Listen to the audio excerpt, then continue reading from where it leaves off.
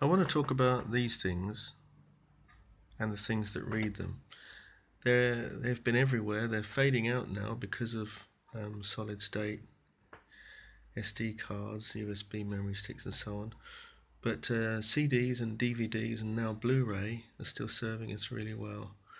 And I think most people know that the information is encoded as a series of pits or the absence of pits on the surface to implement the binary ones and zeros, which make the thing store data. But there are some interesting aspects of these things which maybe you don't know, so I thought it might be interesting to talk about some of those. The first is that on an audio CD, data is read from the inner track to the outside, unlike on a conventional record where it's the other way around. So there's that. The other thing is that there are two kinds of feed. We can do constant angular velocity, where the disk rotates at the same speed all the time, or we can do constant linear velocity, where the rate at which the track passes the readhead is constant. So out here, the disk will rotate more slowly to maintain the same speed of data flowing under the head, and in here the disk will rotate faster. So there's a couple of interesting facts. Another interesting fact for audio CDs is that sequential data from the audio stream is not recorded sequentially on the tracks. Instead, it's chopped up and stored in a distributed way and then recollected together, reassembled, and then squirted out through the audio system. And the reason for that is, if you were to scratch an audio CD, you might destroy, I don't know, a few dozen adjacent bytes of information, and that would cause a louder click. Whereas if you scratch the CD and the data is not sequential, then you've destroyed a few bits in bytes which is distributed far apart in the audio stream, and that makes linear extrapolation a much better way of hiding the answers, of concealing the fact that you've lost some bits and you're making it up as you go. So if it were recorded sequentially, you destroy a whole chunk of data that's next to each other, and the reconstruction would be really clumsy. Linear extrapolation, by the way, in case you don't know, is if you've got an audio stream here, and let's say you scratched the disk and destroyed all that data, and you really don't know what it is because it's gone, you can't read the disk. A simple linear extrapolation scheme would say, look at the last piece of data you could read and look at the next piece of data you can read and draw a straight line between the two. The problem with this is it would introduce lots of distortion. Whereas with a non-sequential stream, that same scratch may damage a tiny little bit there, and a tiny little bit there, and a tiny little bit there. And in this world, the exact same linear extrapolation scheme performs much, much better in reconstructing the original waveform. It's still wrong, but the nature of the error is much smaller and probably imperceptible to the human ear. So that's a bit about audio CDs. But the real thing that I find amazing is how the disk drive manages to access the data from these disks when the feature size is so microscopic, and yet it's a thing that exists in the real world of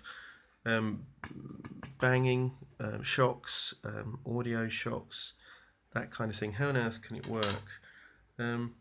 You've ever wondered what's inside one of these in any detail? I've taken one apart, and here's the meat of the matter.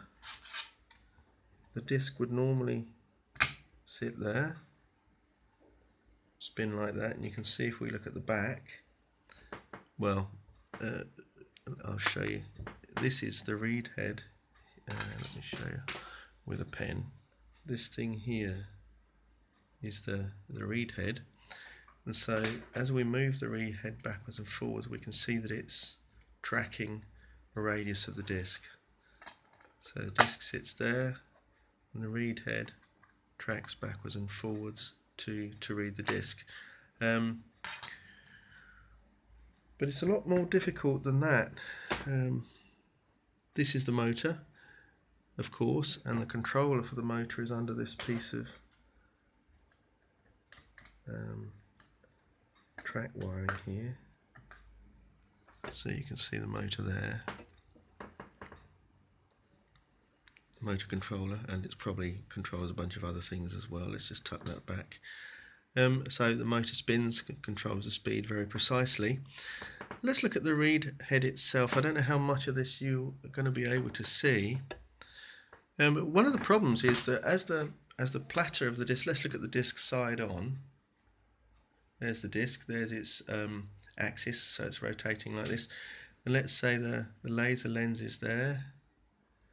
One of the problems is that as the disc rotates, it flutters up and down. The distance between the laser and the disc surface changes because the disc is a physical object, it's imperfect, it's stamped out in the millions.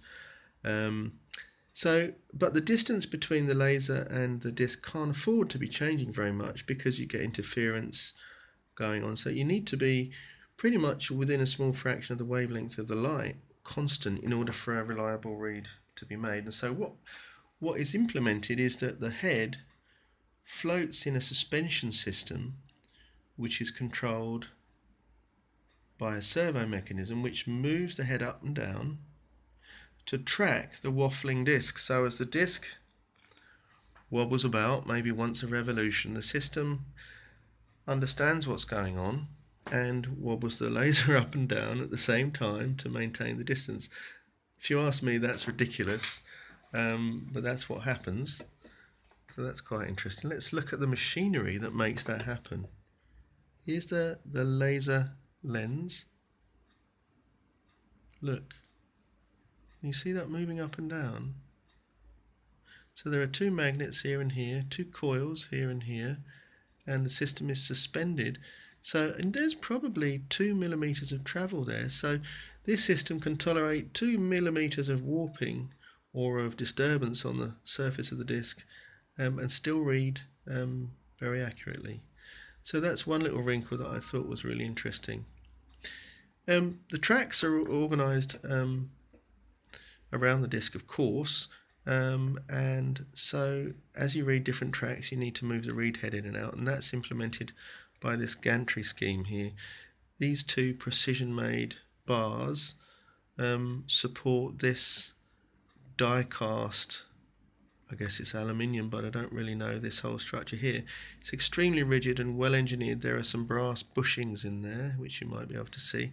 So this thing moves very precisely up and down on the two bars, and it's driven by this lead screw here. As this lead screw goes round, let's see if I can turn that a bit more.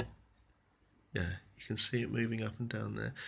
The lead screw is engaged with by this spring-loaded pair of lumps. Really, they're fragments of a nut thread. Maybe in a CNC system, this would be a nut or a split nut or a ball screw. But in this system, it's a small piece of plastic with two ridges on it, which is pressed against the lead screw with this spring, and that implements the close coupling without backlash. This doesn't move hardly at all within the lead screw pitches. So that's another interesting part.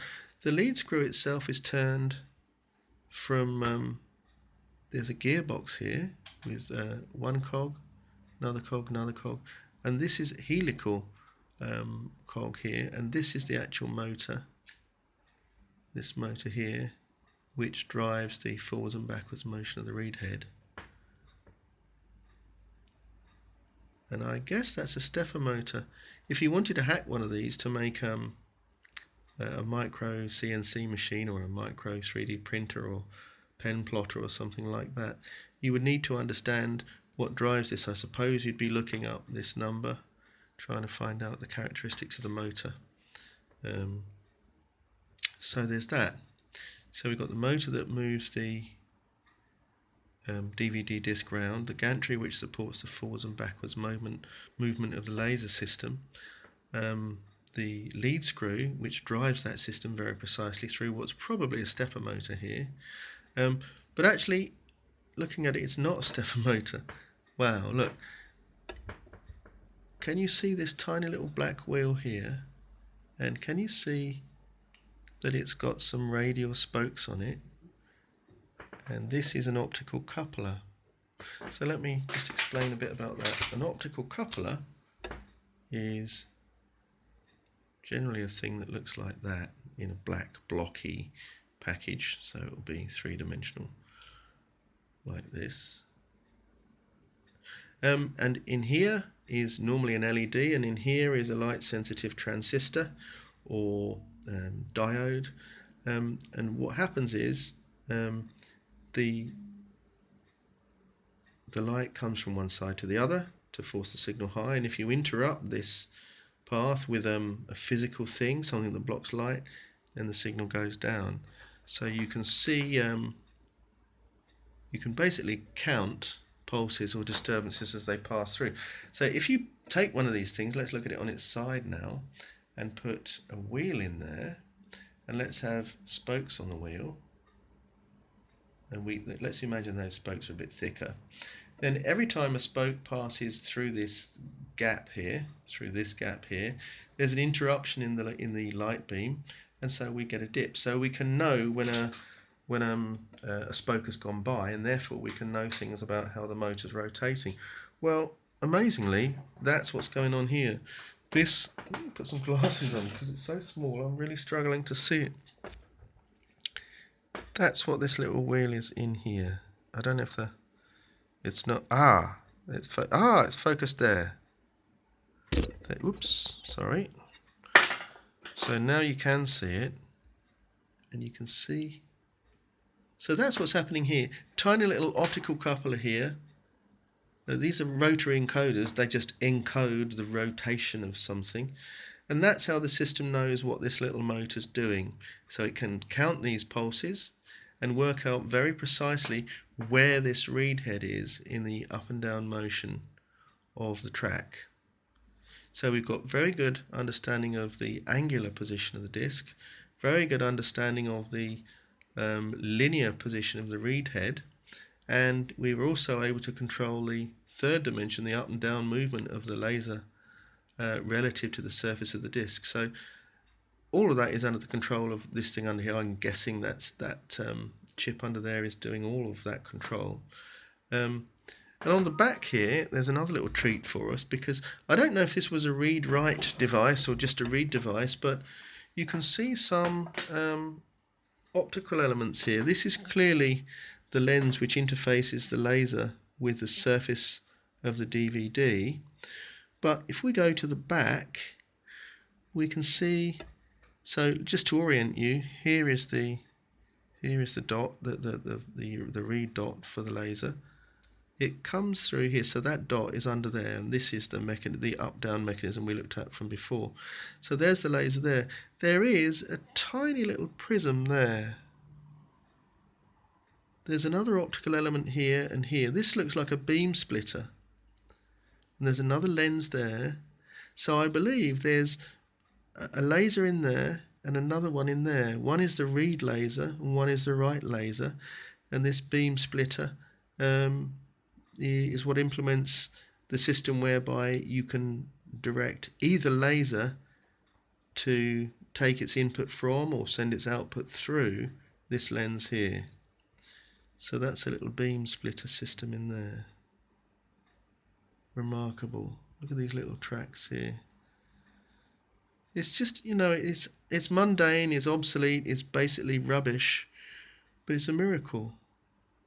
And these are produced in the billions, I should imagine. Mechanical miracles. Just fantastic to help us with our audio entertainment, watching DVDs and videos. It all works in here. This is what makes it all happen. And they're cheap as chips. Anyway, I hope I'm not droning on too much, but I just find that wonderful. These bushes are where the whole thing is mounted, and they're rubber. There's a degree of shock resistance there, but not much. Yeah, fantastic. Hope you enjoyed that. If I've got anything wrong, anyone who knows better, I'm very happy to hear from you and stand corrected, and I'll make sure your comments stay in the comment section. All right, thank you very much.